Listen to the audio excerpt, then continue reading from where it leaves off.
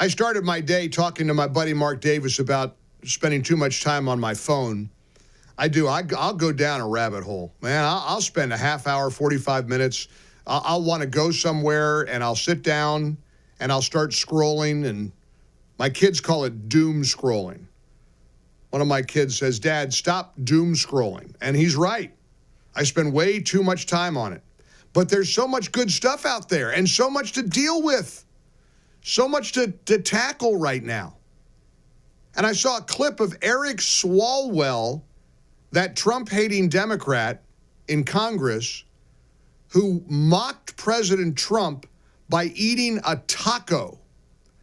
Taco is the newest pejorative, the newest name-calling they're coming up with, the newest moniker they're trying to hang around President Trump's neck. Taco stands for Trump always chickens out. You know, the other day, that goofball governor of Minnesota, Tim Walz, stood up and said, we got to bully the blank out of Trump. We got to get meaner, and we got to bully him, which is quite the declaration from a former teacher. Wasn't he a coach? But now, evidently, he's an advocate of bullying, as long as we bully the right people. And if you bully Trump, well, you certainly got to bully MAGA. You got to bully anybody with the red MAGA hat on, or drives a Tesla, or has an American flag in their yard. I mean, you know, they're probably one of those. They're probably a Trump supporter. So the newest trick is to call him Taco. Trump always chickens out. You stop and think about what Trump has been through as a person, just as a human being. Forget the 45th and 47th president of the United States. Incidentally, isn't it great to see the chart of presidents and how they have to put all the pictures of the presidents? And you got Trump 45, Biden 46, and Trump 47. Isn't that great? Nobody else has that claim, right? Maybe there's one other, I don't know. 1800s, did somebody? Grover Cleveland maybe did the same thing. So it's Trump and it's Donald and Grover. So now they're saying Trump always chickens out. I love what Joe Rogan said about Trump the other day. And it got a lot of response on this show because it was so pitch perfect. It's also like, they're like, oh, he's a crazy person. I'm like, yeah, that's the only kind of person that would survive what you try to do to him. Right. That's the only kind of guy that gets through. Like, you want a perfect person morally falls apart by the time they've been indicted and they've 34 counts, felony counts. Like, your whole body's just destroyed by the stress of you possibly going to jail for the rest of your life. You have to be a insane person to ride that out and not look like anything even happened. Then you get shot. Yeah. You get up after you got shot, you're bleeding from your ear, and you go fight. You got to be a crazy person to get through. He's a nightmare for anybody that's trying to rig a system. Like, that guy's the nightmare. He's the final boss of you. You know, they're going to spend the rest of time studying, evaluating, and dissecting this man. There's been nobody like him in history. Nobody comes close. Newt Gingrich posted on X, so Taco, Trump always chickens out, is the newest fake smear of the man who endured an FBI CIA smear, a 2-year investigation, 2 impeachment efforts, a rigged 2020 election, 4 efforts to put him in jail, and 2 assassination attempts. Trump endures and prevails would be a more accurate comment. That would be Teep. Teep. T-E-A-P. Trump endures and prevails. The Tim Walz comment really got to me because, as Austin in Clearwater puts it, Tim Walz is one of the least intimidating men walking the planet. He thinks he's going to bully the guy who stood up and said, fight, fight, fight after he got shot? They have such rage and violent impulses with such noodle arms. It's hilarious. I mean, it's true. It absolutely, there could be a lot of, you want taco?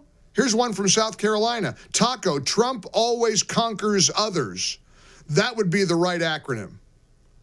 And this is what they do, though. This is what they're left with. I'm not even going to play the stupid Eric Swalwell clip of him sitting at his desk, shoving a taco in his mouth. And incidentally, mouth open. He eats with his mouth open, food coming out of his mouth. Just gross. These people are gross.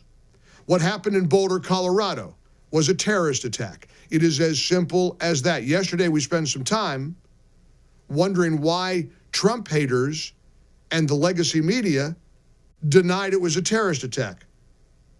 Jonathan Turley, the legal scholar and professor, broke it down on Fox News yesterday. This is a classic terrorism case. What the evidence shows is that there was preparation, rather deadly preparation, his intention to target people over their religion, and clearly an effort to terrorize this community. So this is a lead pipe cinch of a case for terrorism. The bringing of initial charges are often placeholders for the federal government to say that they have an outstanding charge against an individual. There's often tension, or at least some coordination, between the federal government and state governments in crimes like this. There may be, frankly, less deference with regard to Boulder because it has a rather liberal record in terms of enforcement. But they have to work out together who will proceed. Look, let's go up the dial to CNN or down the dial. Scott Jennings with a pretty profound observation about Boulder and the terrorist attack. I mean, this is horrific. And what more do we need to see, Jake, before we realize this Free Palestine movement is nothing more than a domestic terror organization right now? I mean, we had the killings in Washington a couple of weeks ago. We have this issue in Colorado. We've seen, the activities on college campuses now for months and months and months and months. The rise of anti-Semitism in America, the rise in the number of people who have come to America who hold anti-American views, anti-Western views, and anti-Semitic views and are now willing to act on it. It is absolutely outrageous. And I think as a society, we need to understand we are dealing with domestic terrorism. It's growing more violent by the day. And if we don't deal with it, these kinds of things are going to keep happening in cities all over the place. It's awful. And we need to come to grips with the fight that we're in right now in America, a fight for the future of our country and the future of Western civilization, in my opinion.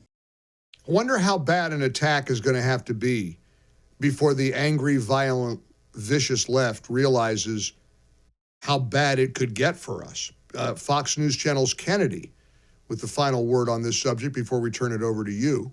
This anti-Semitism, this malignant anti-Semitism that has taken hold, and it's deadly in this country. And when it's not deadly, that is accidental because it is intended to take as many lives and cause as much harm as possible. And, unfortunately, some of the most vocal members of the Free Palestine movement are also very murderous. If the media turns away, are you doing it in a way that is almost complicit and fanning the flames of other hateful people who really would like to, in their own awful way, accomplish what the Nazis did during World War II at those camps? You could take another approach like Keith Olbermann or Maria Caldone or whatever her name is on CNN. Blame Trump for Boulder. Blame Trump for the terrorist attacks. My friend Mark Davis this morning said something pretty profound. I remember years and years ago, I got in trouble. Somebody called me out because I said, not all Muslims are terrorists, but all the terrorists are Muslims. And that was true then. And that's what we were facing. And Mark kind of coined that phrase or did a little bit of an edit on that. Not all leftists are violent jihadists, but the violent jihadists are all leftists. And that's what the media and the Democrats are terrified of. For full shows, live and on demand, it's Salem News Channel.